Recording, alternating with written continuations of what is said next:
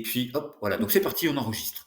Donc coucou, bonjour à tous, c'est parti pour l'enregistrement. Alors je vais faire 2 enregistrements aujourd'hui, puisque je vais m'enregistrer moi avec mon téléphone pour faire une une vidéo, et de tous ces éléments-là, je vais en découper pour les communiquer au travers des réseaux sociaux. C'est une première, on va voir ce que ça donne, ça va être du boulot après, mais je reviens, donc je vais juste appuyer sur le téléphone off.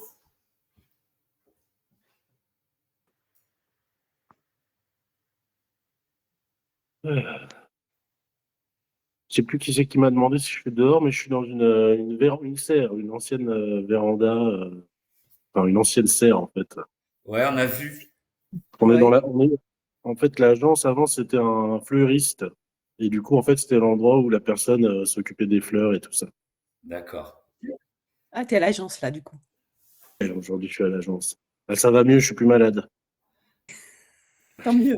Bon, super, merci, vous êtes cool. C'est cool d'avoir mis vos caméras. Je vous montre vite fait comment ça se passe. Vous pouvez faire coucou à la caméra, salut. C'est C'est la caméra.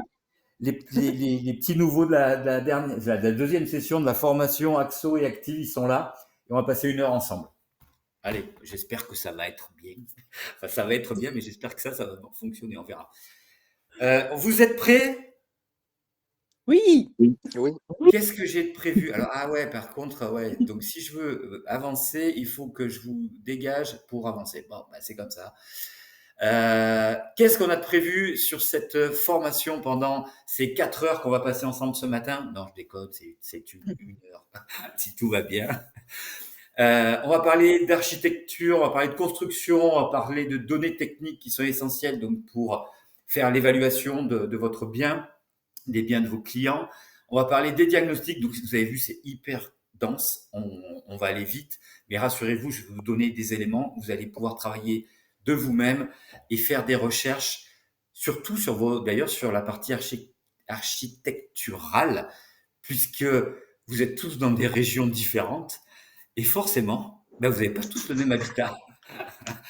Donc, en ce qui concerne l'architecture, c'est vrai que ça va être à vous d'aller. Alors, moi, je vais vous parler d'éléments que l'on connaît un petit peu partout, mais ça va être à vous d'aller comprendre quel est le type d'architecture.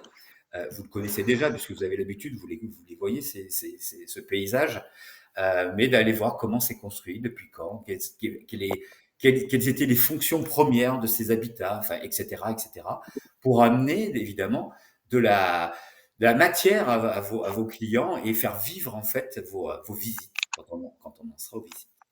Ça vous parle tout ça? Oui. Ça vous plaît le programme? Oui. C'est magnifique. Vous pouvez dire fort hein, qu'on vous entende sur les réseaux. Hein. Génial. Ok, pour vous, d'après vous d'ailleurs, pourquoi c'est important de comprendre toute la partie architecture, enfin, construction? Qu'est-ce que ça apporte de plus lors de vos rendez-vous chez vos clients? Ça montre qu'on s'est intéressé aux biens qu'on vend déjà dans un premier temps Ouais, et qu'on connaît de ce qu'on en parle. bien sûr. Donc on est quand même informé sur ce qu'on vend. Ouais, Ensuite, ouais. Ensuite, j'ai pas de ça fait questions. tout ça. Ouais, c'est Ça déjà assure pas la mal. confiance, ça rassure, tu l'as dit. Ça démontre votre professionnalisme. Et c'est vrai que, euh, alors nous, on va en parler. Vous allez avoir un travail personnel à aller faire, évidemment. Mais c'est vrai que dans toutes les formations de différents groupes, c'est une partie qui est pas spécialement mise en avant. Donc, c'est important d'aller comprendre comment ça fonctionne. Alors moi, j'ai eu de la chance quand j'étais sur le terrain. J'ai fait de l'autoconstruction avec mes parents, donc à l'âge de 14 ans. On a décidé, mon père a acheté un terrain et puis on a vécu dans une caravane sur le terrain. Et mon jardin, eh ben, c'était... Oh, Chris, il est là. Salut Chris, ça va? Bonjour à tous. Salut. Chris. Désolé pour le retard. Bonjour. C'est pas grave, Chris, t'inquiète. Et je pensais que tu allais même pas être là, moi, tu vois. Donc, Ouais, mais je sais, mais si je peux, autant y ouais, être, c'est c'est cool. gentil. Je te remercie. Donc, je disais que j'ai appris à partir de l'âge de 14-15 ans, donc en faisant l'auto-construction de la maison de mes parents, comment construire une maison. Alors déjà, peut-être que c'est ça qui m'a donné l'envie après d'aller dans l'immobilier, j'en sais rien. Mais en tous les cas, grâce à ça, et puis un de mes premiers jobs du coup par la suite d'été, c'était maçon. Donc grâce à ça, ben, je sais comment on construit une maison. Par la suite, j'en ai rénové 3, une moi, le deuxième mois à moitié, la troisième j'ai fait faire. Du coup, évidemment, quand j'étais sur le terrain avec des clients, ben, j'étais capable très rapidement de comprendre comment était construite la maison, quels étaient les matériaux qui avaient été utilisés, et voire même quels étaient les travaux qui avaient été effectués, parce que souvent, on a des maisons qui sont construites à une certaine époque, qui sont faites d'une certaine façon, et quand on y arrive, on se rend compte que bah, il y a un grand séjour qui est ouvert sur la cuisine, machin, etc. Et là, on se dit, bon, bah, ils ont fait des travaux parce que normalement, les cuisines, à une époque, elles étaient fermées. Donc là, ils ont dû ouvrir. Est-ce que c'est un mur maître? Est-ce que c'est pas un mur maître? Qu'est-ce qui s'est passé? Qui a fait les travaux, d'ailleurs? Grande importance de qui a fait les travaux, parce que ça engage la responsabilité de celui qui a fait les travaux. Donc tous ces éléments sont très importants et ils montrent du coup votre professionnalisme. Et puis, c'est ce qui va permettre aussi de réaliser une bonne estimation de la maison. C'est-à-dire que quand on a tous ces éléments techniques, avec les diagnostics, avec tout l'environnement, etc., on est capable de faire une estimation. Sans ça, c'est un peu compliqué. Hein. Si on regarde, on visite la maison, qu'on va pas... Est-ce que vous avez entendu? Oui, C'est Oui, quoi? oui. C'est quoi ça? du placo. Du placo. Mais combien il y en a qui tapent sur les murs? Il y en a qui s'en foutent, mais il y en a qui font que ça. Et alors, c'est du placo? Là, c'est du placo. Ah oui, ça a 15 ans ici. Donc, c'est du placo. Alors, le placo, c'est très bon hein, quand c'est bien monté, etc. C'est pratique. Hein, ça fonctionne. Hein. OK pour vous? Allez, on continue. Donc, les différents styles architecturaux en France, il y en a plein. Alors là, on a donné des exemples. Moi, ce que je vous conseille de faire, c'est, bah tiens, commencez chez vous. Vous êtes où déjà? Je ne me rappelle plus. Dans le sud-ouest, là-bas, il y a quoi comme style de maison? Il y a des maisons Ouais. traditionnelles qui ont été construites récemment, mais sinon, les anciennes maisons, elles s'appellent comment? C'est quoi? Les Chez fermes, ce nous, genre de choses. c'est style basque, ça s'appelle, c'est un style particulier. Après, on a le style néo-basque, ils ont rajouté une petite touche moderne, c'est Ouais. très joli. Et après, on a quelques petites maisons vraiment modernes, cubes, mais c'est très rare, c'est quasiment plus autorisé aujourd'hui. Donc, on a surtout le style basque, donc c'est avec les poutres, les couleurs rouges, vertes, les toits. Faudra que je vous montre quelques photos, mais voilà, le style, beaucoup de couleurs et une architecture bien particulière avec beaucoup de bois. C'est pimenté. Exactement, exactement. Et typiquement à Espelette, si vous regardez à Espelette, je ne sais pas si vous connaissez, mais c'est vraiment tout est style basque. Et il faut respecter, comme vous connaissez le PLU, etc. Maintenant, il t'oblige à respecter un certain code de couleur, même les menuiseries, même tout, absolument tout. Bref, on ne peut pas faire n'importe quoi. Bah ouais. Et du coup, il y a enfin peu, il y en a quand même certainement, mais il y a de collectifs, après-guerre, tous ces immeubles qui ont été construits, il y en a Oui, peu en fait, oui, peut-être. on a du haussmannien, on a du 19e, on a tout ça aussi, hein, bien sûr, sur D'accord. le Petit Bayonne. Mais après, le Petit Bayonne, c'est pareil, c'est très charmant et tout. Et là, on retrouve le style basque, mais après, on a des.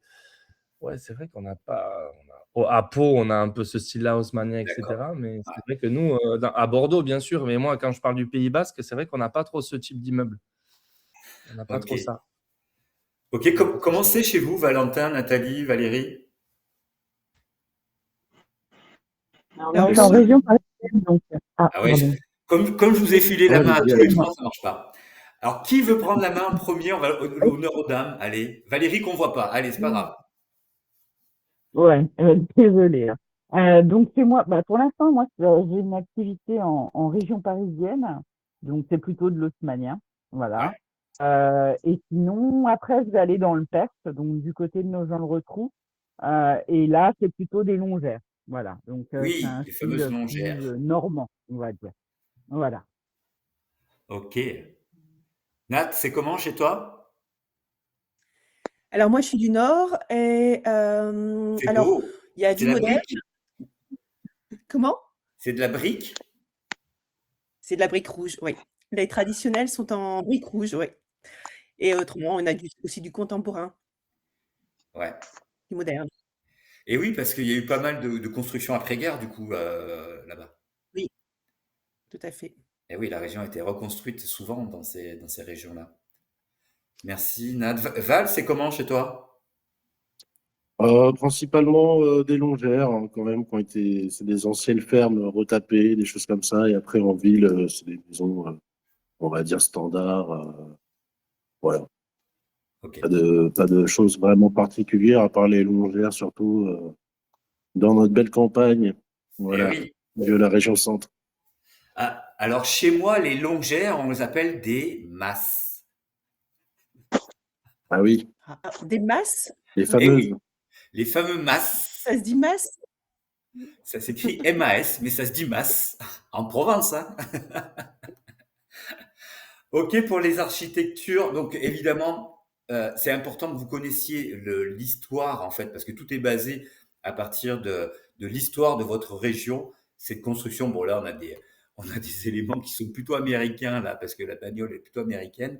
Mais en fonction de là où on se situe, évidemment, il va y avoir une architecture différente et il est important de connaître, en fait, donc, pourquoi l'histoire de ces constructions, qu'est-ce qui s'est passé, qu'est-ce qu'on y faisait à l'époque, comment on y vivait, et, etc., etc.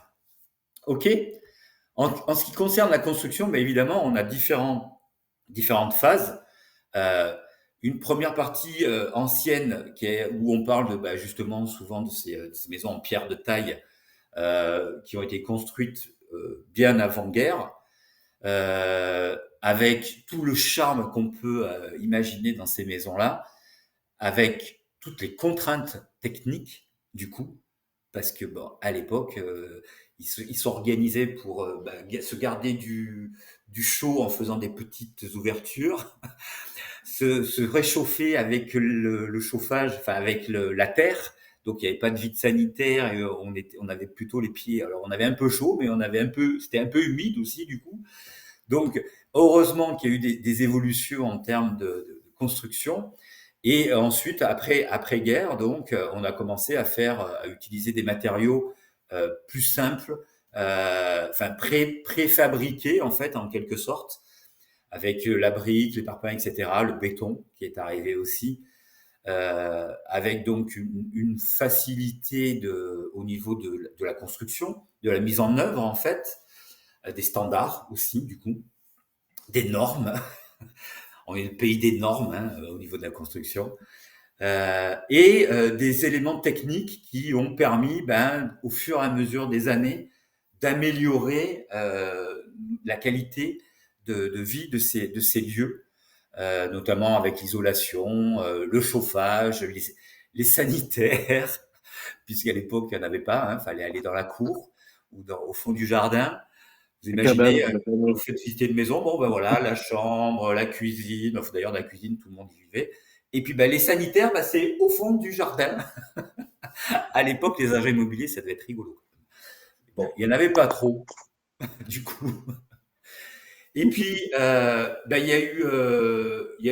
on est passé encore, et aujourd'hui d'ailleurs, par ce besoin d'avoir des matériaux plus nobles, plus respectueux de l'environnement, avec des éléments donc de plus en plus performants au niveau de la partie technique et d'isolation, d'acoustique, etc., pour arriver avec aujourd'hui des constructions qui se veulent autosuffisantes, bon, qui se chauffent toutes seules, qui consomment pas d'électricité, c'est juste extraordinaire en fait, et qui coûtent 3 bras et demi évidemment.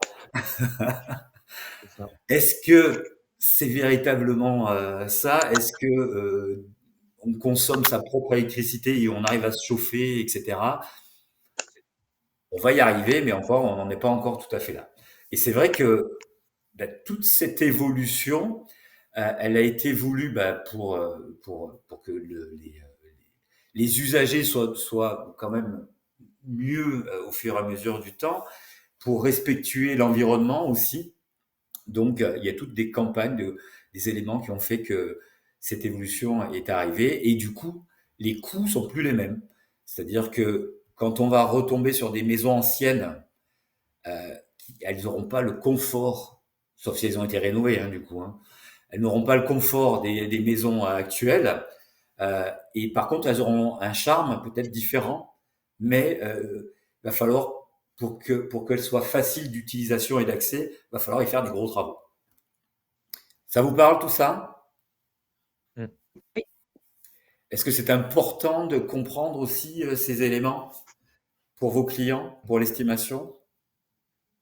Bien sûr. Bien sûr. Oui. Justement, ça joue ça a un impact sur l'évaluation de la maison? Le fait qu'elle soit en bois, par exemple, ou en briques, donc on doit soit faire une plus-value, une moins-value, enfin, ou Ben oui. oui. C'est pour ça que rien ne vaut en fait votre expertise à un moment ou à un autre. Hein. On a des outils, vous verrez, qui nous aident à faire l'estimation des biens. Par contre, votre expertise pour savoir si ça a été rénové, si ça a été bien fait, l'exposition, la situation, etc. Enfin, celle-ci, les outils, ils peuvent pondérer le prix, mais rien ne vaut, vous, votre expérience hein, et ce que vous voyez sur le terrain. Donc l'évolution, j'en ai parlé, l'évolution en termes de construction, les matériaux qui ont évolué au fur et à mesure du temps pour arriver aujourd'hui à des matériaux beaucoup plus techniques, à la fois en termes d'exigence au niveau des normes et surtout pour la construction, c'est beaucoup plus simple aujourd'hui qu'à l'époque. À l'époque, il fallait tailler vous imaginez les mecs qui ont taillé les pierres, quoi. Puis quand ils taillaient les pierres, c'était au marteau et au burin, quoi. Ils y allaient, les types. Hein. Mais c'est vrai que c'est exceptionnel quand même, parce qu'ils arrivaient à faire des maisons, à élever des maisons à des hauteurs pas possibles. Alors si on parle de l'architecture du début du premier millénaire où les Romains faisaient des trucs de ouf, là c'est encore pire. Bon là ils tuaient des gens hein, pour y arriver, donc c'était pas non plus l'idée, la solution. Quoique on n'a pas beaucoup évolué dans certains pays à ce niveau-là pour construire des immeubles et des gratte-ciel. Allez, on va fermer la parenthèse politique et on va continuer sur l'impact. Donc évidemment, je vous l'ai déjà dit, mais je reviens un petit peu dessus parce qu'aujourd'hui, moi, ça fait quelques années que je fais le RENT à Paris, c'est le salon de l'immobilier et des technologies. Et au RENT, on a parlé beaucoup d'intelligence artificielle, évidemment, mais ça fait aussi quelques temps qu'on parle beaucoup de tout ce qui concerne l'écologie et tout ce qui est durable avec des matériaux, avec les DPE qui ont évolué. On va en parler d'ailleurs, les DPE. Donc, c'est vrai que c'est hyper important de prendre en considération ces éléments. D'ailleurs, vous le voyez, hein, pour ceux qui sont déjà un petit peu en activité, Chris, lui, le voit depuis déjà longtemps, mais les biens qui sont mal classés, c'est compliqué à vendre. Hein. Ou alors, on est d'accord, il faut que les prix soient attractifs. Quoi. Mm. Parce que qui achète un bien moi, j'en visite, parce que j'ai un de mes fils qui veut acheter un appart. Donc, c'est assez rigolo. Vous imaginez bien quand je visite avec des agents. Donc, d'entrée, je leur dis qui je suis, hein, parce que s'ils ne me connaissent pas, c'est pas. Il y en a qui me connaissent, mais quand j'arrive sur des visites, évidemment, je suis un peu exigeant, quoi. Donc voilà, en termes de tout. Mais c'est vrai que les diagnostics, donc, alors, vous avez vu, ils nous ont fait un truc de dingue, on va en reparler, mais ils ont réévalué le dernier diag, tout ça pour qu'il y ait un peu plus de transactions. Donc, moi, je trouve ça un peu aberrant, c'est-à-dire qu'on est passé d'un diagnostic qui était bien, et là, on le réévalue pour que des biens puissent rentrer dans les bonnes catégories. C'est un peu prendre des gens pour des cons, quoi, entre nous. Hein.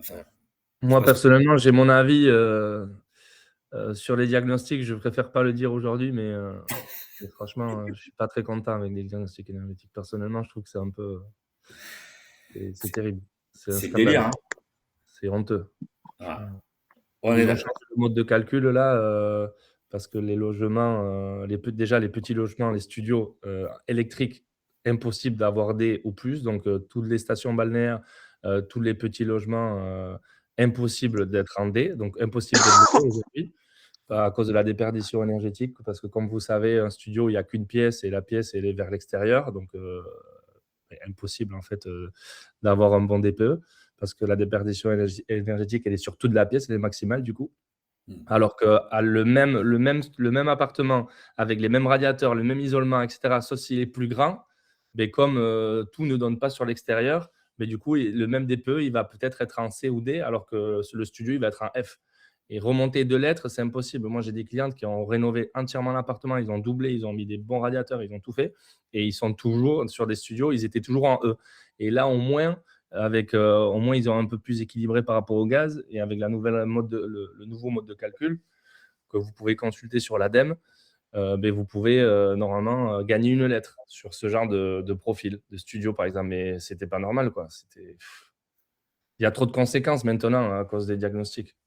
Trop de conséquences, on peut plus louer. Les gens, ils ont investi pour louer et ils peuvent plus louer. C'est une blague. Moi, pour rebondir sur ce que tu dis, Chris, je trouve que c'est quand même bien. Par contre, quand tu fais ce genre de réglementation, tu imposes pas les trucs avant que les gens aient mis en place les actions nécessaires pour obtenir la bonne lettre, tu vois, parce que c'est ça qui a été en fait n'importe quoi. C'est que tu laisses pas le temps aux personnes qui ont ces biens de faire les travaux nécessaires ou voilà. Donc tu vas très vite, tu vas plus vite que tu appliques des lois qui sont pas encore vraiment, enfin voilà. Mais Ouais, je ça, suis d'accord. Ouais, c'est vrai. Les diagnostics sont bons. Il faut des diagnostics. En Espagne, il n'y a pas longtemps, il n'y avait pas de diagnostic. C'était le Bronx. Il faut qu'il y ait des diagnostics. C'est évident. Mais ouais. sauf que, franchement, c'est quand je vois le diagnostiqueur, parce qu'en fait, j'ai passé la formation diagnostic. Je l'ai faite, la Ah formation. ouais? Oui, je l'ai faite volontairement. Et j'ai fait même l'assainissement d'eau. J'ai fait de la formation. J'ai payé la formation. Je l'ai faite. Et au final, je ne suis même pas habilité à le faire parce que chez nous, obligation de le faire par Suez uniquement. Bref, c'est pas grave, Bizarre. mais ouais, bon, le monopole, bon, il y a eu des billets qui ont été glissés. Et en fait, c'est juste des cases, en fait. Donc, c'est un peu dommage, quoi. Il n'y a plus de la notion de l'humain. Ben, écoutez, je pense que le matériau était meilleur, etc. On peut plus jouer sur ça. Et c'est des cases. Donc, tu y es dans la case ou tu y es pas. C'est tout. Donc, tu as cette note ou cette note. Terminé. Il n'y a pas de juste milieu. Il n'y a pas d'interprétation de l'humain. Il y a plus rien. Donc, même si le diagnostiqueur il a une connaissance fine sur le bâtiment, il ne pourra même pas évaluer parce qu'en fait, on ne va pas te laisser casser, par exemple, le placo pour voir si tu as de l'isolation en dessous. On ne demande pas les factures. Bref, c'est pour ça que moi, je pense que le diagnostic, comme tu dis, c'est une très bonne idée. Il faut qu'on ait quelque chose pour savoir ce qu'on achète, mais on le fait, il faut bien le faire du coup. Il faut demander les factures, il faut demander les factures des travaux, les factures d'électricité. On ne nous demande rien. Donc, pour moi, c'est pour ça que ça me révolte un peu. Donc, du Ouais. coup, Et je rebondis sur ce que tu dis, c'est-à-dire qu'il y a diagnostiqueur et diagnostiqueur, quoi. Ouais, c'est clair. Ouais. C'est notre fameuse loi de Pareto qui va nous suivre tout au long de notre vie, hein, où 20% des diagnostiqueurs sont certainement des vrais professionnels et 80%, va falloir peut-être s'en méfier ou comprendre pourquoi c'est moins cher ou comprendre pourquoi ils ont... Mais Pareto interviendra tout au long de la formation et tout au long de notre vie, sacré Pareto. Alors, allez, on continue si vous êtes d'accord. Avec les données techniques essentielles. Alors, je sais pas si vous avez déjà eu l'occasion, moi je vous parle de ça parce que c'est justement pour rentrer ces éléments dans les fiches techniques sur Adapt. Vous avez tous touché un petit peu, tous, j'en connais certains, oui. Qui n'a pas utilisé MyAdapt? Moi, un Guylaine, tout petit peu. Moi, Guylaine peut aussi? moi, je l'ai, mais je l'avais utilisé pour le travail. Je crois que je dois l'avoir installé d'ailleurs. Ouais. L'idée, c'est de faire des tests en fait, hein. C'est de commencer par sa maison, là où on vit, par celle de sa famille, enfin voilà, de rentrer les données techniques pour comprendre comment ça fonctionne. Parce que c'est vrai que vous allez avoir une formation avec Maëva lundi. Oui, ça y est, on a échangé avec Fanny qui est au ski. Donc lundi, vous serez... non, c'est mercredi prochain, Maëva. je me dis des bêtises. Mais c'est vrai que une formation sur un outil informatique sans pratiquer, honnêtement, enfin bon, faut être câblé quoi pour que ce soit intéressant et que c'est la mise en pratique. Hein. Donc je parle d'éléments techniques qui sont importants ici et qu'il faut donc prendre en considération lorsque l'on fait les estimations. On a parlé donc des différents matériaux, on parle des surfaces, on parle de chauffage, quel type de chauffage, tout ce qui est lié à la copropriété, au niveau des charges, du nombre de lots, etc., va rentrer en considération dans la fiche technique. Les travaux qui ont été votés, enfin, etc., tous ces éléments sont importants. Alors non seulement ils rentrent en considération dans les éléments techniques, mais si on vous demande quels sont les derniers travaux qui ont été faits dans la copropriété, puisque vous avez un bien à la vente, ou quels sont les travaux qui sont à venir, évidemment, ça va avoir un impact sur la valeur, sur l'achat, sur la prise de décision de votre client. D'ailleurs, enfin, quand vous savez, notre métier, c'est une accumulation de petits détails, de petites choses mis bout à bout, du début à la fin. Tout notre processus de commercialisation part d'aujourd'hui, de la formation par exemple, et tout ce que vous allez mettre en place après, etc. Vous allez faire entrer des biens à la vente, vous allez récupérer des éléments, des informations, vous allez faire des visites. Et quand vous allez faire des visites, vous imaginez, vous avez déjà travaillé pendant presque 3 mois déjà. Hein. Vous arrivez à la visite, quelqu'un qui est intéressé. Et là, si vous lui avez pas donné tous les éléments en amont, si il n'est pas au courant de tout et qu'il est intéressé, il vous dit super, je vais acheter l'appartement. Donc lui, il est dans une phase d'euphorie, il est super content. Il va vouloir acheter l'appart et il va vous faire une offre. Par contre, vous allez lui dire par contre, j'avais oublié de vous dire. C'est vrai qu'il y a peut-être des travaux qui seront à la charge du futur acheteur parce que ils en parlent, mais ça rien n'a été voté encore. Mais il faut changer la chaudière. Je parle d'une copro, hein, par exemple. Quelle image on envoie d'un coup à notre client qui s'est retrouvé tout là-haut, qui était super heureux, dire ça y est, on commence à me cacher des trucs. C'est dégringolable. Hein?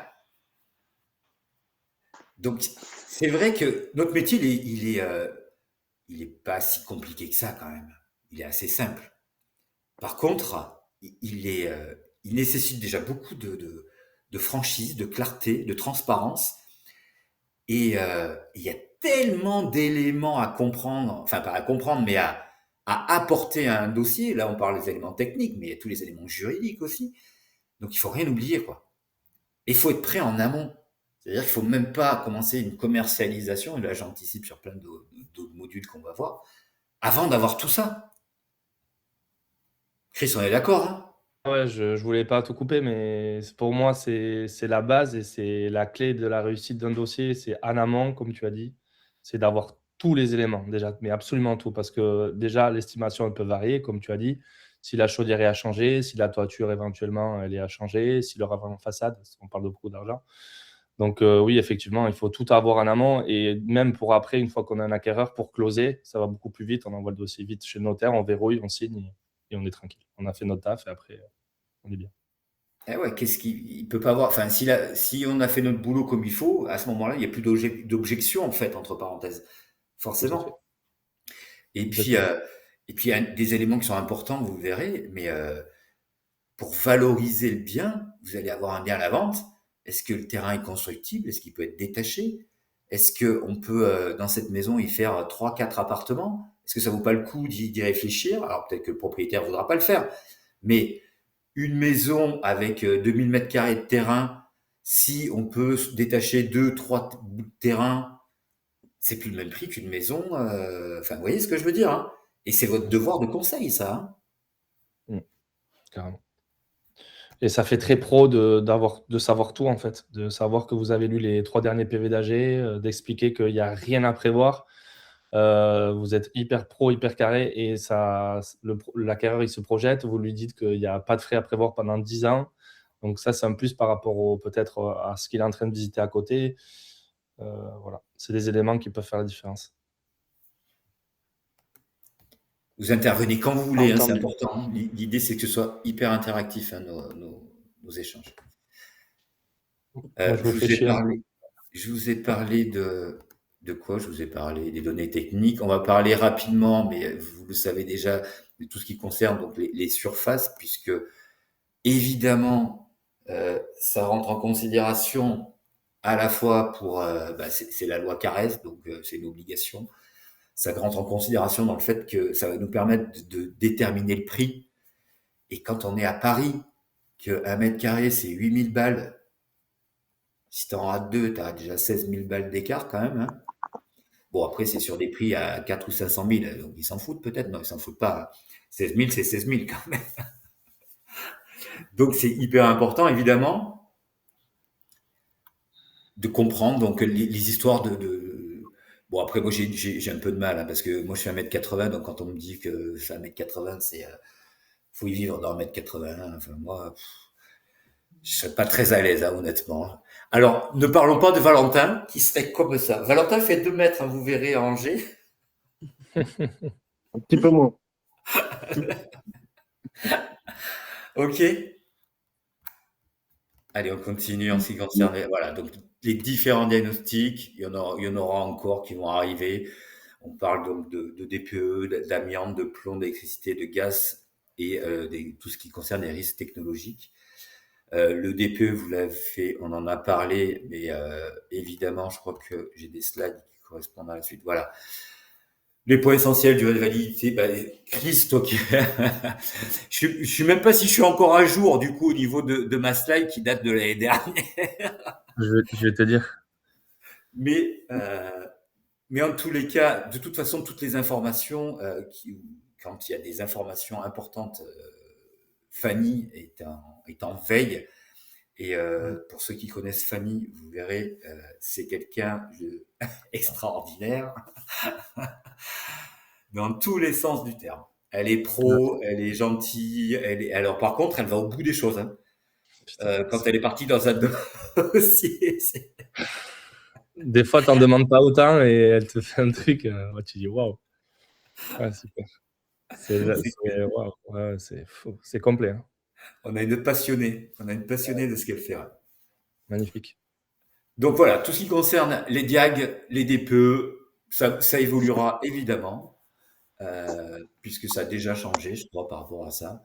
Donc on vous tiendra au courant à chaque fois. Mais l'importance des DPE, évidemment, de plus en plus pour le choix, la prise de décision des acquéreurs et pour l'estimation du coût aussi. Hein. Ça devient comme les voitures, quoi, avec les émissions. Mais il était temps, hein. Et tu te rends compte, une bagnole, on faisait des contrôles techniques. Bon, tu me diras, avec une bagnole, tu peux rentrer dans quelqu'un. C'est vrai que si elle fonctionne pas très bien, tu peux créer des dégâts. Mais quand même, l'investissement dans un bien immobilier, puis même hein, au niveau de la santé, etc., t'imagines? Parce que là, on parle de DPE, mais le gaz. Vous savez que le gaz, si le diagnostiqueur, c'est le seul. Si le gaz n'est pas bon, tu vas me le dire, hein, Chris, hein, il peut couper le gaz et dire le logement, vous dégagez. Ah ouais, carrément. Ah, carrément. Ah ben, lui, il engage sa responsabilité. Il a vu qu'il y avait du CO2 qui s'échappait. Le lendemain, il peut y avoir des morts dans l'appart. Hein. Ouais, normal en même temps.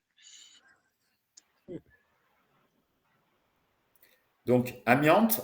L'amiante, c'était un matériau qui permettait d'isoler, alors surtout contre le feu aussi, mais il a servi d'isolation pour tout. On en retrouve un peu encore dans les tôles sur les toitures, les vieilles. Hein. Après, dans tout ce qui est calorifugage aussi, dans les copropriétés, les vieilles copropriétés, ce qu'il y a, c'est qu'avec sur les balcons, des fois. Sur les Les- balcons aussi. Dans les balcons, dans les, comment on appelle, les corps des balcons. Ah ouais? Ah ouais? C'est rare maintenant, quand même. Ouais, c'est de plus en plus rare. C'est emmerdant parce que ça a un coût important si on veut désamianter, parce qu'il faut mettre une tenue, il faut l'enlever, faire gaffe que ça ne s'envole pas de partout. Enfin, je sais même pas comment ils font aujourd'hui. Est-ce qu'ils font vraiment ça? C'est juste pas possible. Mais bon. La France.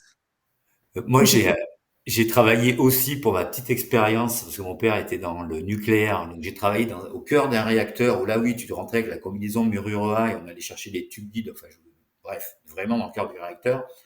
voilà, quand ça sortait, c'était vraiment ça sortait. J'imagine les mecs comme ça, dehors, en train de démonter des toitures de hangars de 1000 mètres carrés. Tout le monde en prend, hein. Enfin bon, bref. Maintenant, ils virent, carrément, ils jettent et ils refont des fois. Moi, bon, bref. Donc le plomb, pareil, ça c'était les enfants qui mangeaient ça, c'était les peintures au plomb, donc parce que ça avait un goût un petit peu sucré, donc ils grattaient les peintures et les enfants mangeaient ça et se chopaient, je sais plus quelle maladie, les capricornes, je sais plus ce que c'est, donc bref. C'était quoi, Chris? Ils se chopaient quoi comme maladie, tu te rappelles, toi? Non. Bon, bref. Là, pareil, J'ai pas trop connu, moi, hein. Tu sais, des dossiers à l'amiante chez nous, il y en a très peu. J'en ai connu un peu, mais c'est très rare. Ouais. Ouais. C'est rare. Donc Et c'est souvent à l'électricité l'extérieur. Ouais. L'électricité et le gaz. Donc le gaz, c'est important parce qu'évidemment, s'il n'y a pas s'il y a pas de ventilation, il y a des échanges d'air, enfin ça peut, au-delà du fait que ça consomme, mais c'est surtout que c'est très dangereux. L'électricité, il se base sur pas grand-chose, honnêtement, l'électricité, des différentiels, des prises de terre, enfin des trucs comme ça. En général, ils vont vous dire ce qui va pas. Le seul truc, c'est que en général, quand ça va pas, il faut tout changer en fait, hein. C'est que l'électricité, quand elle a plus de 20, 30 ans, il y a pas grand-chose à garder, hein. Le saturnisme. C'est ça, merci. Saturnisme. C'est ça. Saturnisme. Voilà. Sacré saturnisme. Et puis le RP qui va évoluer lui aussi, qui va être amené en fonction des différentes régions, communes, qui évoluent en fonction des aménagements qui peuvent être faits au niveau du territoire, ou en fonction que si le maire il a envie de développer sa commune et qu'il construit quand même, même s'il sent que c'est pas trop possible. Alors d'ailleurs, est-ce que vers chez vous, je crois que pas mal, ouais. Alors attends, en ce qui concerne l'argile, tout ça là, vous en avez des problèmes vous avec ça? Les sols Quoi? argileux? À ma connaissance. Ah oui, un petit peu, oui. Dans la Puisée, moi, où je suis, il y a pas mal de sols argileux et ça peut créer des fissures sur les façades des maisons. Donc, oui, c'est des choses qui arrivent. Et j'ai vu passer, j'ai pas eu le temps de bien le lire, récemment d'ailleurs, des modifications au niveau du règlement par rapport à ça. Je sais pas si tu es au courant, Valentin, tu as vu ça? Non, Bah, je vous filerai l'info. J'ai vu qu'il y avait un truc qui avait évolué par rapport à ça. d'accord.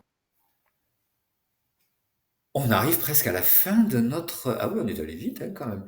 Je vais vous transmettre une fiche avec des définitions qu'il faudra prendre par cœur pour vendredi.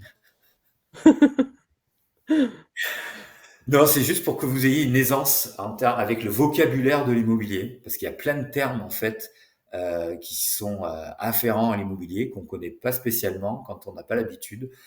Et bon, je vous en ai donné quelques-uns là au hasard, par exemple en ce qui concerne la promesse unilatérale de vente, la promesse de vente, qu'il faut pas confondre avec le compromis, puisque la promesse en fait c'est le vendeur qui s'engage à vendre son bien et le compromis c'est l'acheteur qui s'engage à acheter.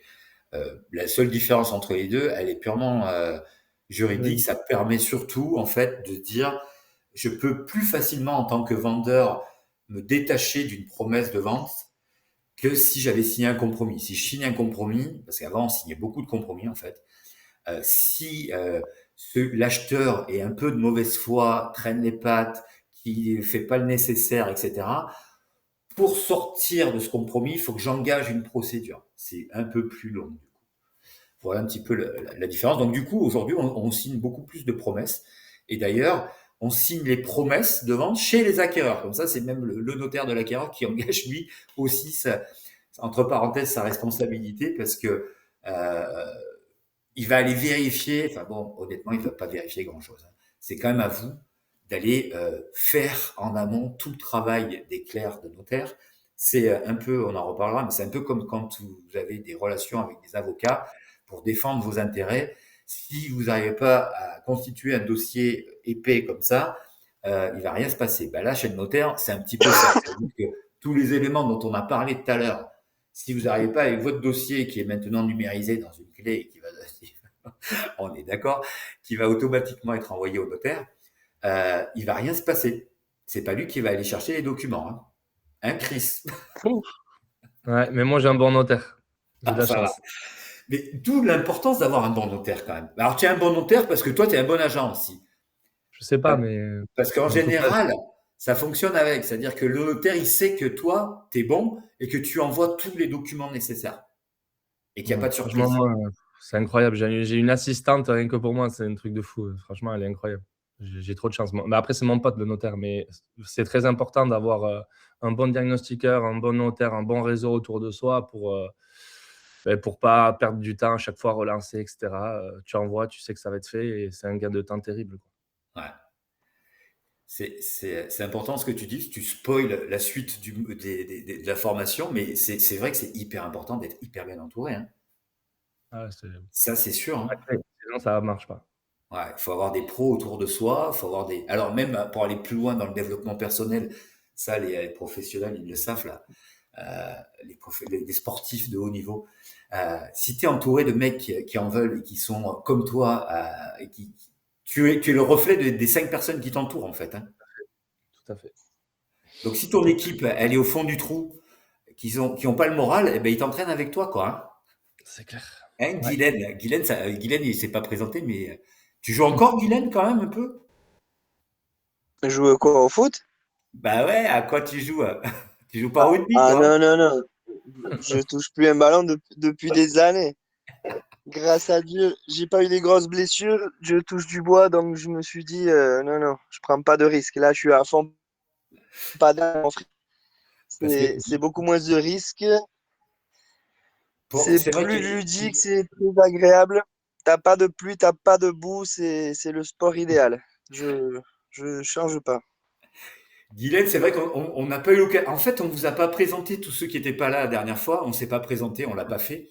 Euh, on peut faire une parenthèse parce on est en avance en fait. Si vous êtes d'accord, en plein milieu de la formation, pour que chacun se présente, mais en 3 minutes, dire d'où on vient, ce qu'on a fait avant, dans quel secteur on est, pourquoi on est là. Allez, en 3 minutes, vous êtes d'accord? Ouais, Qui très bien. Allez. commence? Honneur aux dames encore? À Toujours. celle qu'on ne voit pas, à Valérie. Toujours Rodam. Valérie, du coup, comme on la voit pas, elle est partie à la cuisine se faire à manger. Elle nous entend, Valérie? Tu nous entends? Bon, ben Nathalie, alors, on verra. Valérie. Alors, donc moi, Nathalie Laforce, je suis du Nord, hein, à côté de Lille, sur Villeneuve-d'Ascq.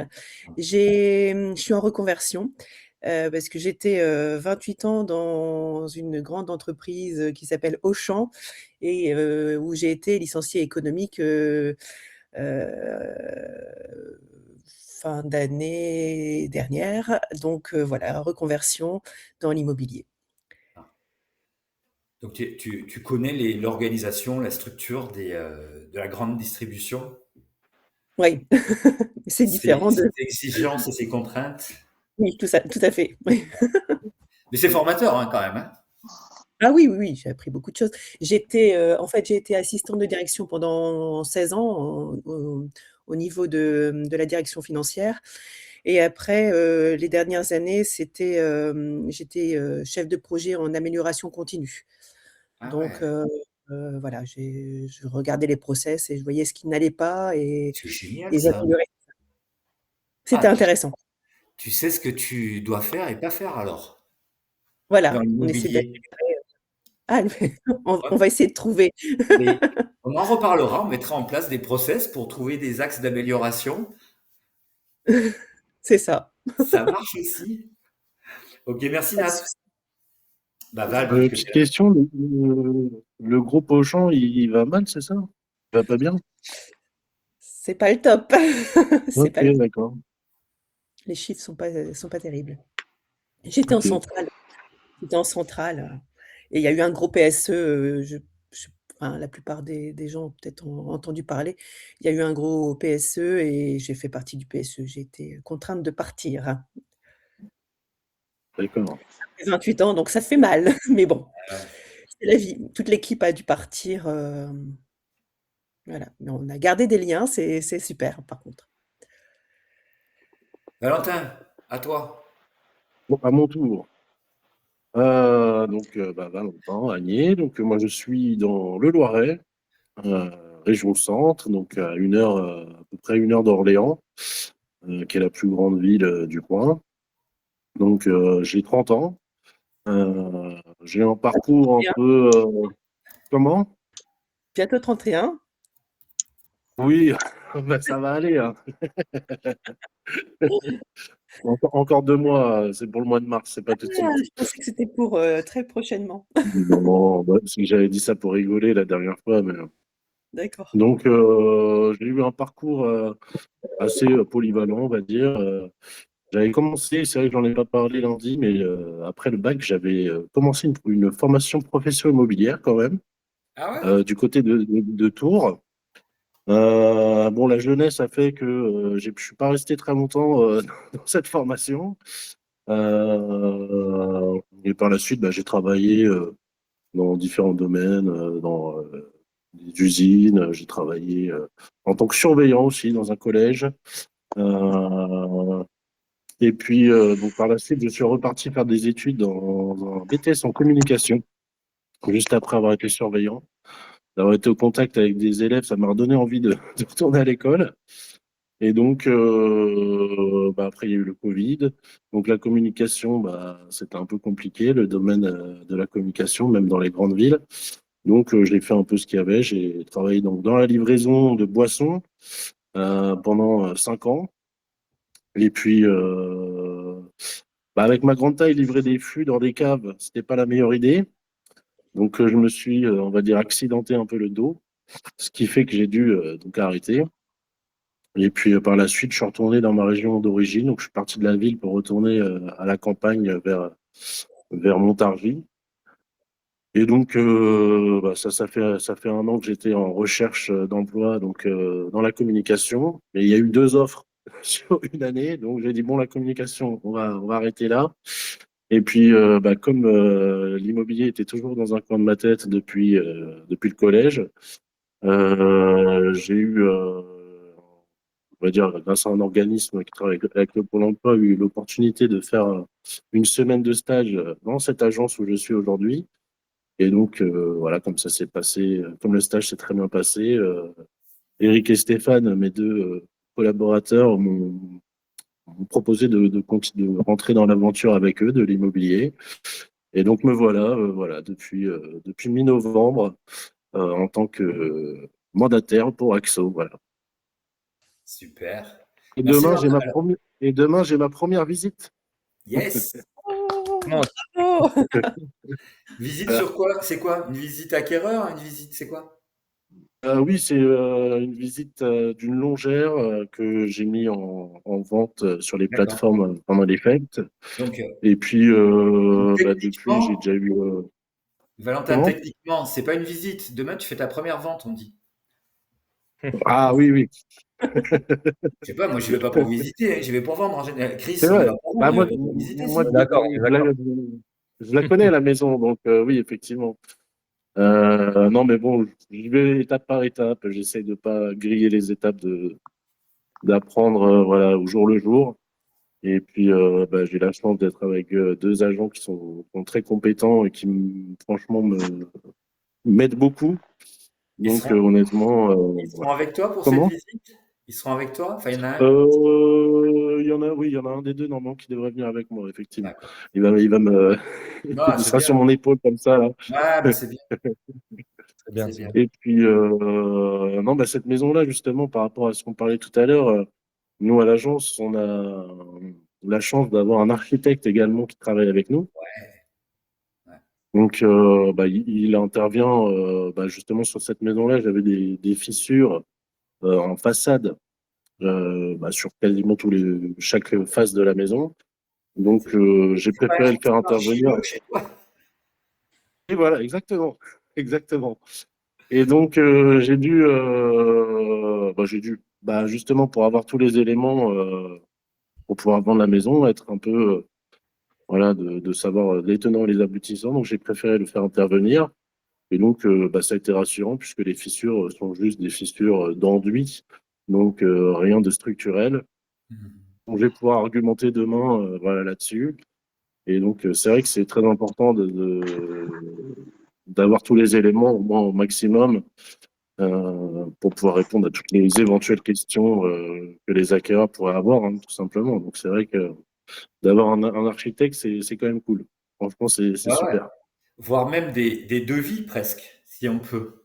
C'est encore mieux. Ça, c'est l'idéal. Oui, ça peut arriver, bien sûr. Il peut être maître d'œuvre sur un projet de chantier, effectivement. Donc, après, c'est voilà, en bon entendeur, si on peut s'apporter des affaires, entre guillemets, les uns et les autres, c'est parfait, quoi. Alors j'aime ce concept parce que de plus en plus on a des apporteurs d'affaires que l'on rémunère et je trouve par contre qu'entre professionnels, déjà Mhm. s'apporter des affaires et les uns et les autres, c'est déjà pas mal hein, de travailler en Ah, collaboration tout ensemble. à fait. Après avec des particuliers qu'on me dise oui ça va être un apporteur d'affaires que je vais rémunérer, je l'entends. Mais en tous les cas, il faut qu'il y ait un échange de flux et qu'il soit pour chacun qui est positif quoi. Soit avantageux pour tout le Ouais. monde. Livré, quoi. Voilà. Hier, on a eu la visite du courtier, notamment, qui nous présentait son remplaçant, parce que le courtier s'en va dans une autre région. Et donc, on a fait la rencontre du nouveau qui le remplaçait. Donc, voilà, c'est bien, tout se Est-ce fait. est-ce est-ce que les Oui. courtiers vous rémunèrent maintenant? Parce qu'à une période, ils rémunéraient plus, je sais, ils en sont où avec ça? Alors, non, moi, ça m'est pas encore arrivé forcément, mais oui, de ce que j'ai compris, Philippe il y a qui une, m'appelle. il y a une part qui est versée effectivement pour l'apporteur d'affaires.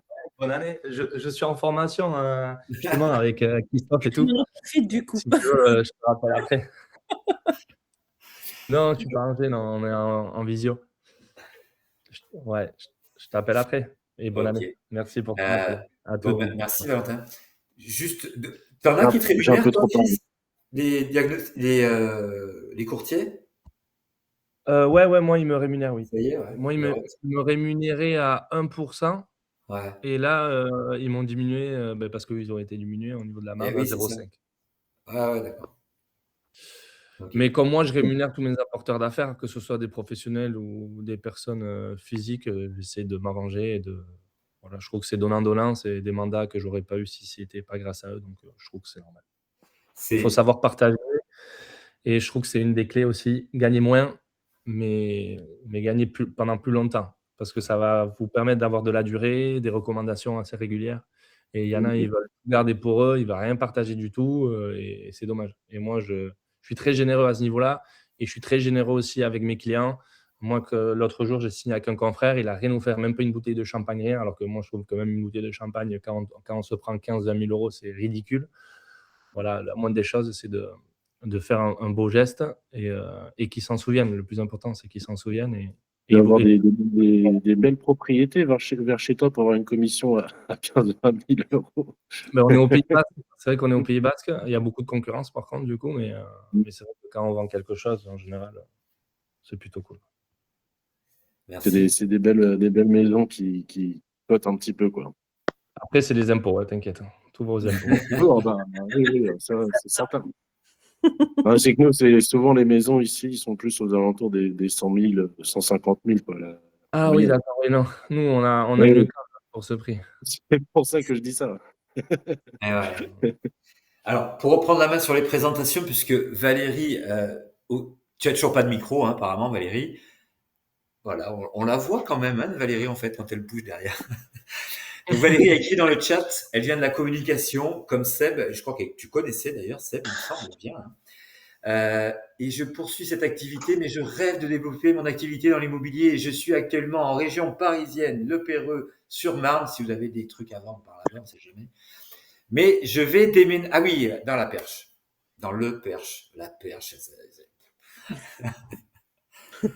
Ok, merci pour cette présentation. On va présenter Guylaine et Chris, qui ont une particularité, vous avez compris? Ils sont frères. Aïe, aïe, aïe. Ah. C'est ça. J'ai la pression, moi, du grand frère. Si je fais pas si bien que lui, ça va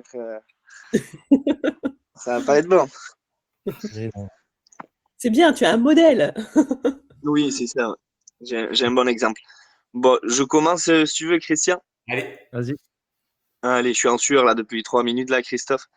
Alors, je m'appelle Gabilondo Guillermo. Je viens de la région du sud-ouest. À Ça coupe.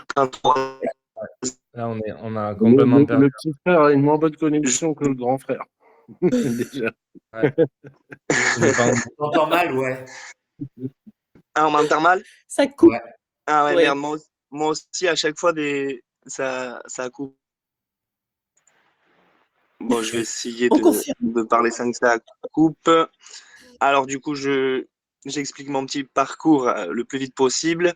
J'ai commencé par une carrière foot. Ça n'a pas marché tout à fait. J'ai arrêté à 24-25. J'ai pas réussi à vraiment à cartonner Ligue 1, Ligue 2. Du coup, bon, j'ai pris la balance. Au bout d'un moment, j'ai lâché l'affaire. Ensuite, j'ai une expérience en tant que restaurateur. J'ai vu l'opportunité à côté de ma ville, un grand resto qui marchait à la Tonnerre. Et du coup, ben, je me suis lancé sur cette expérience. Sauf que après Covid, ben, du coup, j'ai vendu au cas où pour minimiser les risques. Et du coup, après, je suis rebondi bon, sur un garage auto. Ensuite, je suis revenu au foot.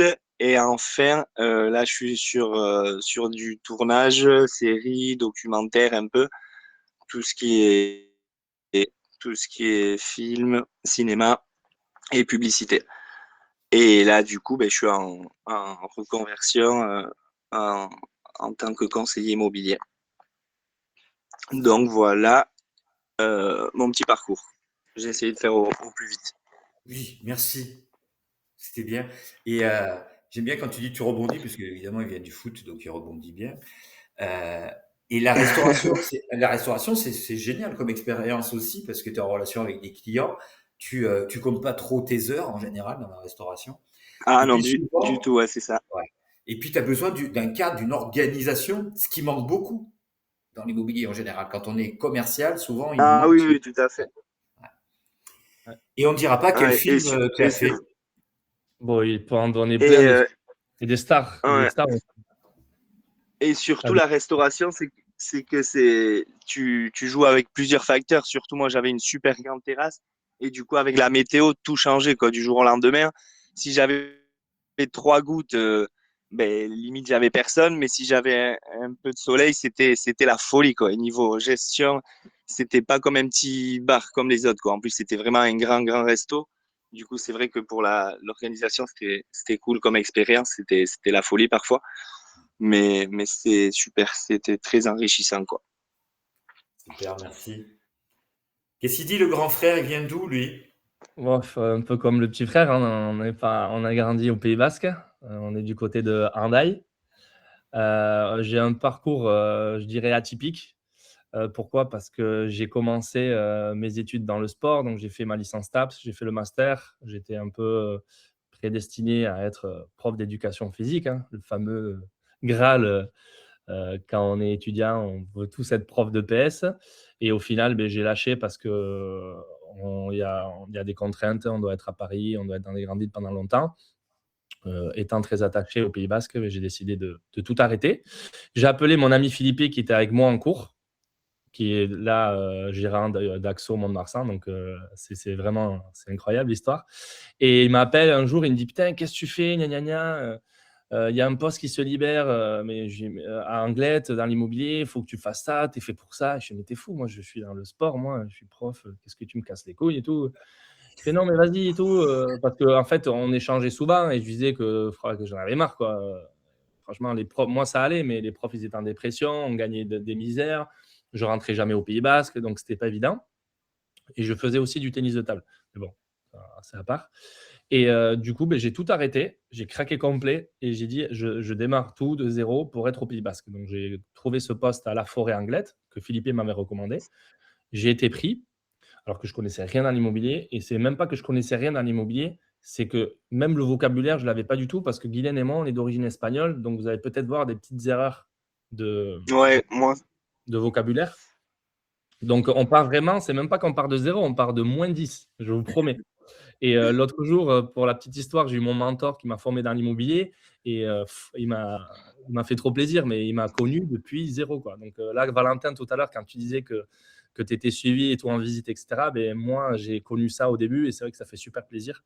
Oui, Et c'est des souvenirs qui vont être toujours là, présents.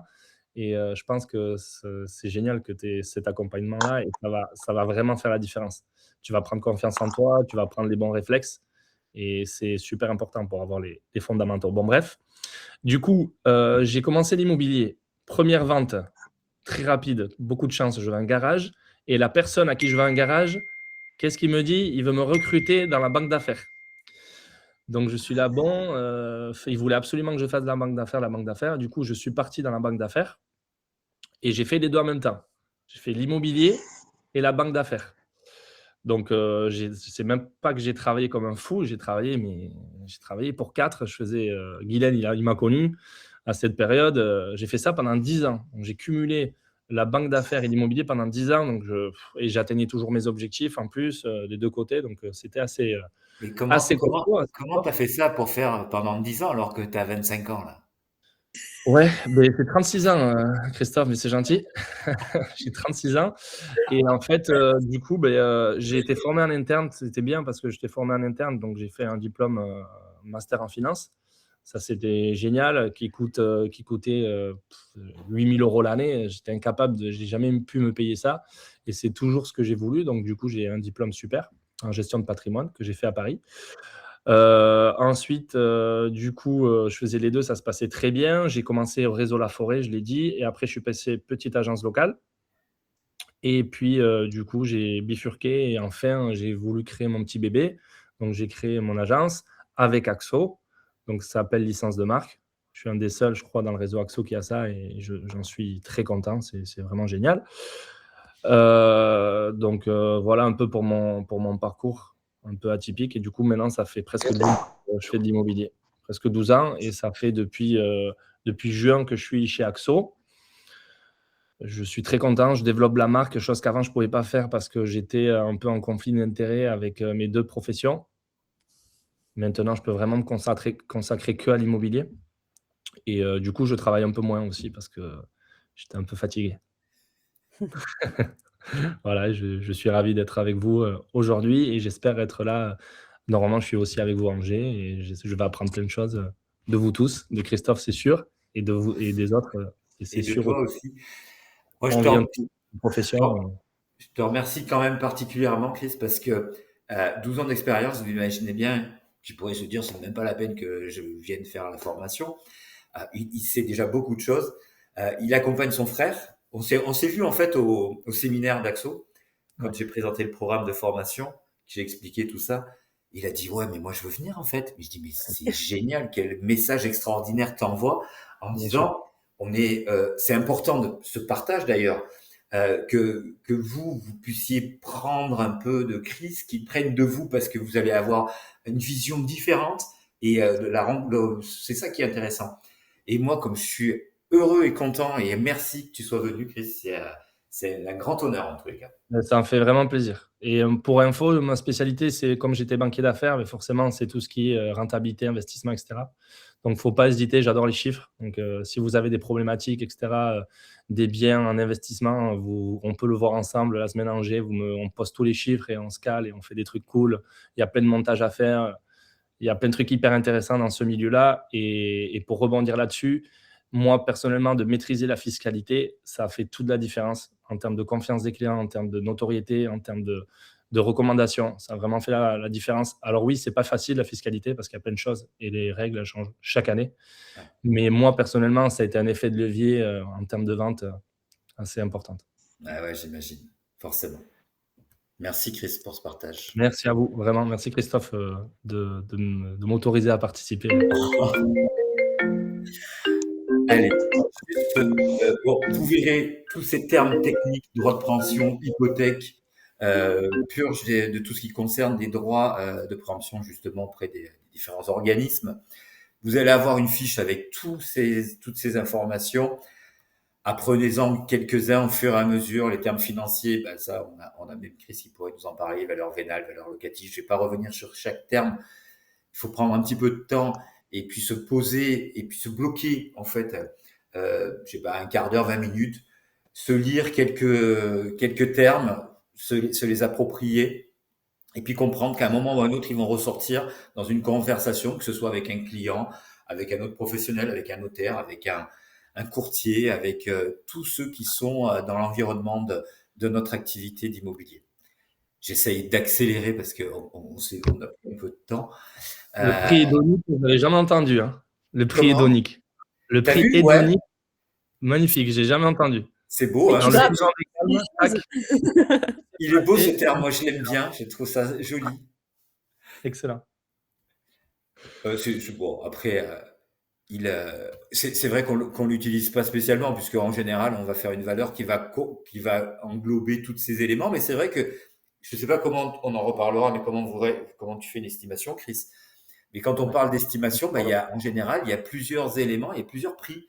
Et chaque valeur on a une valeur locative, une valeur vénale, pourquoi pas, une valeur donc hédonique. Magnifique. Le type de mandat qu'on peut, voilà, ça fait partie aussi des vocabulaires. Je reviens là-dessus parce que c'est important. On avait parlé du mandat, des obligations la dernière fois, d'obtenir un mandat. Le mandat, on va en reparler avec Fanny, qui va vous parler du mandat. Moi, ce qui m'importe surtout, c'est que vous compreniez qu'en fait, il y a différents types de mandats, mais que le mandat le plus important, c'est le mandat exclusif.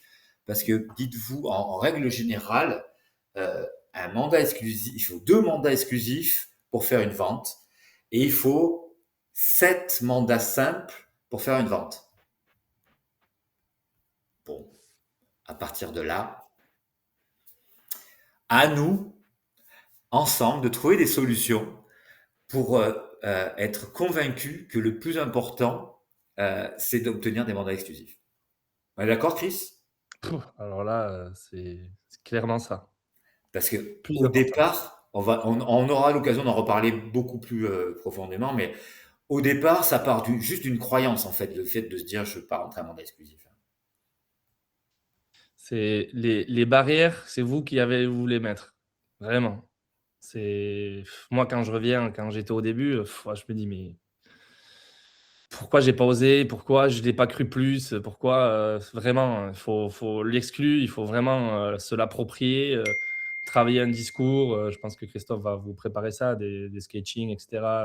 Vraiment avoir un discours prêt, clair et surtout la confiance, quoi. L'exclu, c'est vraiment ce qui marche. Il faut vraiment se le dire, se le croire, parce que si vous le croyez pas vous, l'autre en face, il va pas l'acheter. Donc pour moi, c'est vraiment la clé. Et si vous avez des exclus, vous allez faire des ventes. Il y a pas. Les mandats simples, honnêtement, c'est très difficile. Très difficile. C'est le même travail et on a 7 fois moins de chances, 6 fois moins de chances de le vendre. Donc bon, c'est du temps perdu. Ok. Je vous enverrai des éléments, donc ça, des exercices, machin, etc. On va pas revenir là-dessus. On a fini. Faites un petit travail personnel sur l'architecture locale. Comment, mais vous l'envisagez déjà, vous l'avez déjà vu, on en a déjà parlé. Et puis voilà, on est arrivé au terme de ce deuxième module qui était enregistré et j'avais oublié. Oui, parce que je sais pas qui c'est qui était pas là, mais en fait, je suis en train de m'enregistrer pour prendre des éléments pour pouvoir les partager sur les réseaux et faire mon influenceur de base.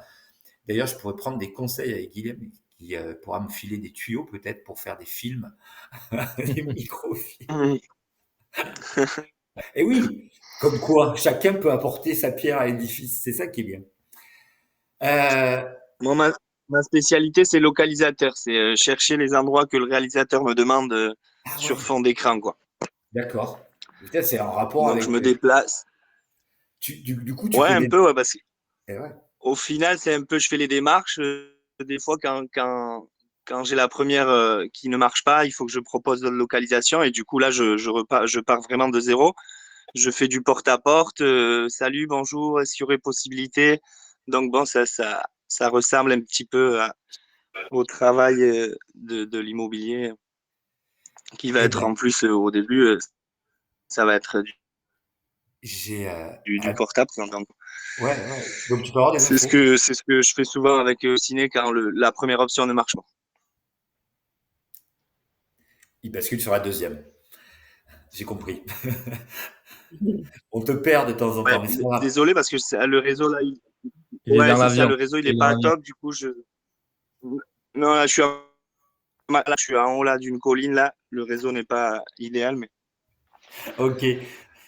Juste pour la parenthèse, il y a, lors de la dernière formation, il y a, mince, comment il s'appelle? Il y a un des agents qui était là, qui lui a loué son portail pour je sais plus quel film. Il a pris 8000 balles juste pour qu'il filme son portail à Paris. ah, Ouais, c'est pas un truc de ah ouais. ouf, hein. En plus à Paris les Bon, si chiffres tu as sont bien plus élevés besoin, avec les... si tu as besoin, Juste, Guylaine, On a des j'ai un portails. portail. J'ai pas forcément. Là, Ah, on a j'ai une maison, j'ai une porte. on a payé pour une maison.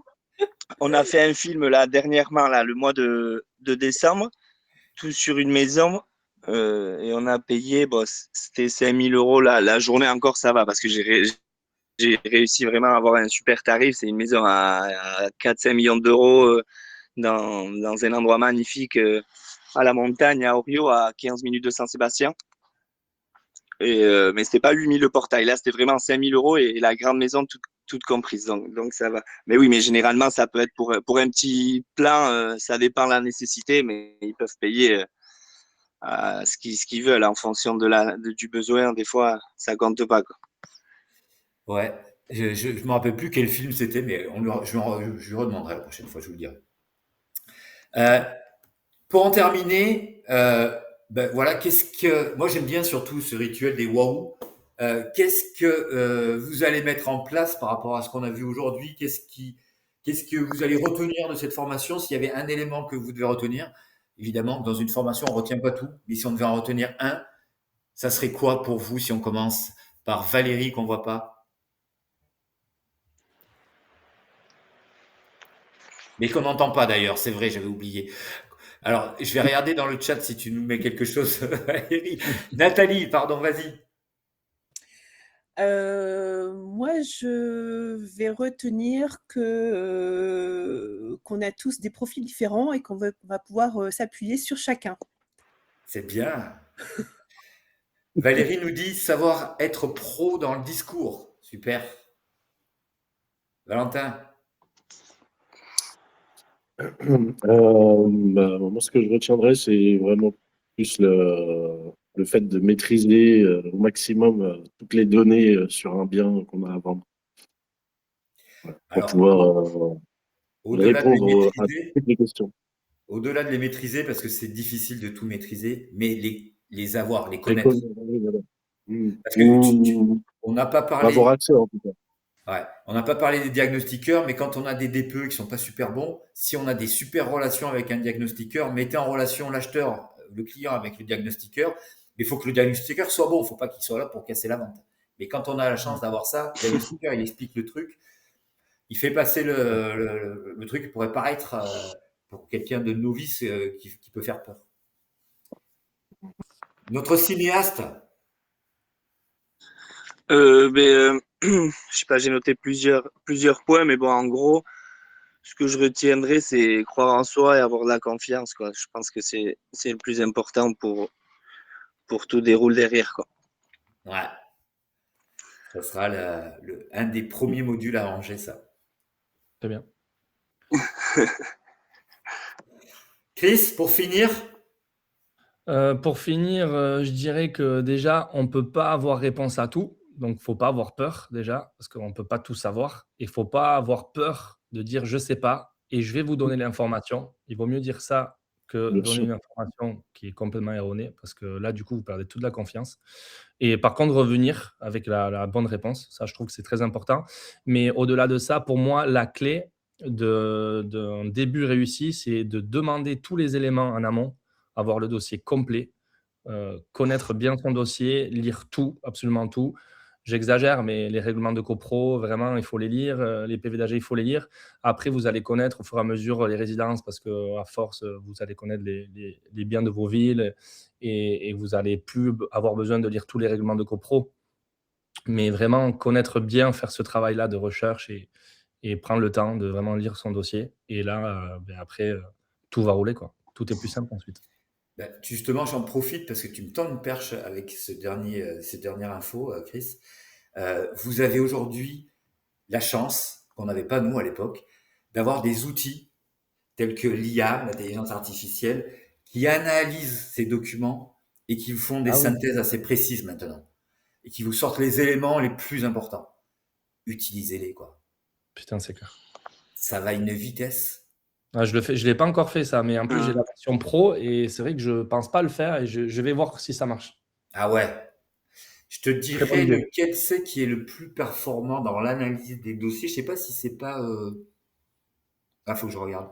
Bon, ChatGPT fait pas mal de choses quand même, mais il y en a une qui est super bonne dans ça. Je sais pas si c'est pas Perplexity ou. Ah, Perplexity, oui, ils sont très bons dans l'analyse. Moi, j'ai découvert un truc là, c'est incroyable, c'est Gamma. Je ne sais pas si vous connaissez. Ah, mais oui, Oh, c'est extraordinaire. c'est extraordinaire. Si j'avais eu ça pendant mes études, mon Dieu. Bref. Moi, j'ai dû refaire tout le programme de formation, donc t'imagines bien que heureusement que j'avais Gamma. Putain, incroyable. Fantastique. Ouais, clairement, ouais. Donc, ouais, servez-vous de l'IA, utilisez-la, parce que de toute façon, tout le monde s'en sert, hein. Même nos clients, nos concurrents. Ouais. Donc, Ouais. J'ai mon bon, voisin hier qui me disait qu'il avait estimé sa maison sur l'IA. Ah ouais, trop marrant. ça dépend comment il a fait, hein, parce que tu lui fais dire un petit Oh, peu ce que tu veux, hein. ouais, Ah bah enfin, ouais. il a donné le maximum d'informations. Et bon, je pense que ça a été un peu surévalué, mais bon, c'est ce qu'il me disait. Il y On a- va il y être a- confronté à ça, je pense. Comment? ouais, On va être clairement confronté à ça et il va falloir anticiper les objections. Et je pense que ouais, c'est clair. Bon, pour ceux qui seront là, on se retrouve vendredi à 9h15, on change d'horaire. On parlera, si je dis pas de bêtises, de communication, donc ça va plaire à certains aussi, ça va être assez sympa. Je vais vous envoyer, j'ai oublié de vous envoyer des liens, je me suis rendu compte par rapport au dernier module, donc je vais vous les renvoyer avec celui-ci, le module, comme ça vous aurez un petit peu plus d'éléments. Vous allez avoir un petit peu de boulot aussi, prenez un petit peu de temps pour apprendre tout cela. Ça doit faire partie en fait enfin moi encore à aujourd'hui, pour vous donner mon organisation, je bosse sur les réseaux, mais quand je déjeune, j'écoute des podcasts. Donc j'ai une demi-heure de déjeuner où j'écoute des podcasts. Le matin, c'est sur le cerveau, sur les neurosciences. Le midi, c'est pareil, j'écoute des podcasts sur tout ce qui concerne la partie commerciale. Dès que je peux, quand je fais du sport, je fais 10 heures de sport par jour. Vous pensez à prendre vos baskets, hein? Alors, putain, moi, ça m'emmerde parce que je cours comme des lapins, les deux, là. c'est Guylaine la machine. Moi, je suis fort sur les courtes distances, mais sur les langues, j'ai plus de mal. Mais tout ça pour dire que je sais plus où j'en étais. Oui, donc Faut voilà. faire un effort. C'est des disciplines, en fait. Tout ça, ça doit rentrer, on en reparlera dans votre agenda. Mais la formation, c'est des choses, l'information, la formation, c'est des choses qui doivent être en continu tout au long de la journée, de la semaine. Voilà, je vous embrasse. Merci, vous avez été extraordinaire encore une fois. On se Merci, retrouve Christophe. vendredi matin. Merci beaucoup. Je vais pas dire bonne chance, je dis donnez tout, parce que la chance, vous la provoquez. Et on en reparle donc vendredi de ce que vous avez fait. J'ai fait un article sur ça sur LinkedIn bientôt, tu vas le voir. La Super. chance n'existe pas, tu vas voir. Merci à tous. À bientôt. Merci. Ciao. Bonne journée à Ça. tous. Ciao. À Ciao. vendredi, au Merci revoir. Christophe. Ciao. Avec plaisir. Merci Christophe. Ciao. Bye bye.